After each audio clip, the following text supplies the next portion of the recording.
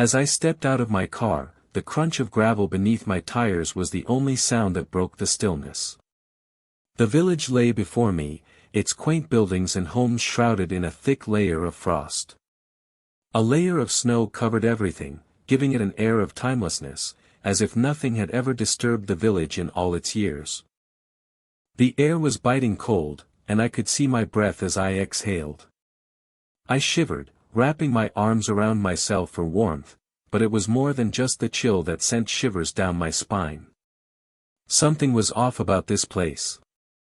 I could feel it in the pit of my stomach, a nagging sense of unease that wouldn't go away. I stood there, frozen in place, as I gazed upon the village. The silence was oppressive, and I couldn't shake the feeling that I was being watched.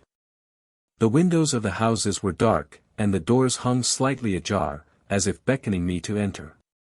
I hesitated, wondering if I should leave, but my curiosity got the better of me. As I stepped into the village, the crunch of gravel beneath my feet echoed through the silence.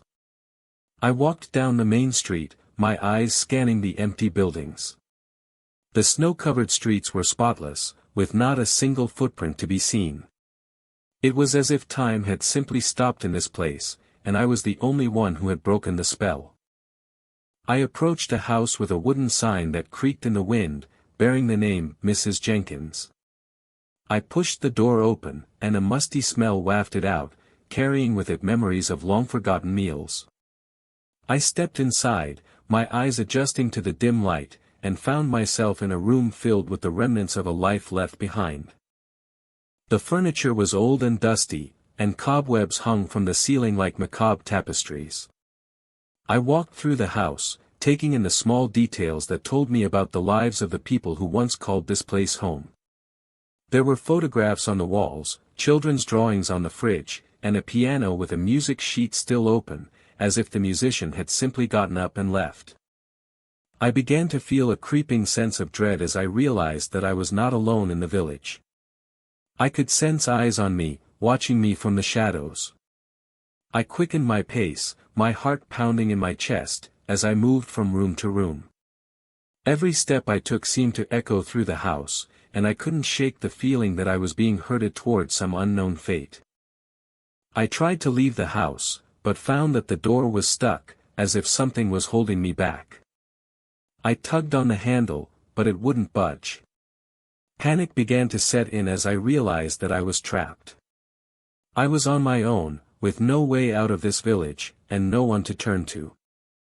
I frantically searched the house for a way out, but every door led to more rooms, more corridors, and more secrets.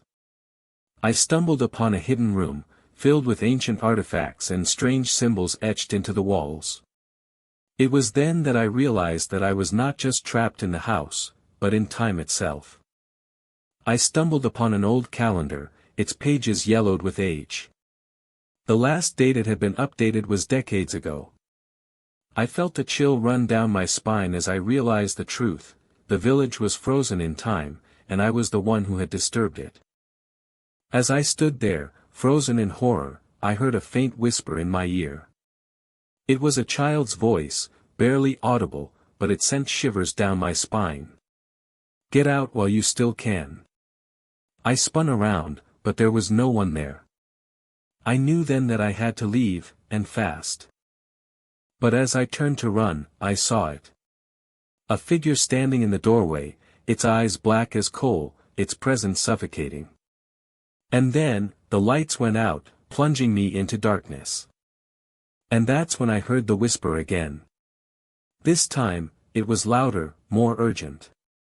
"You shouldn't have come here." The figure took a step closer, its presence suffocating. And then, I felt it.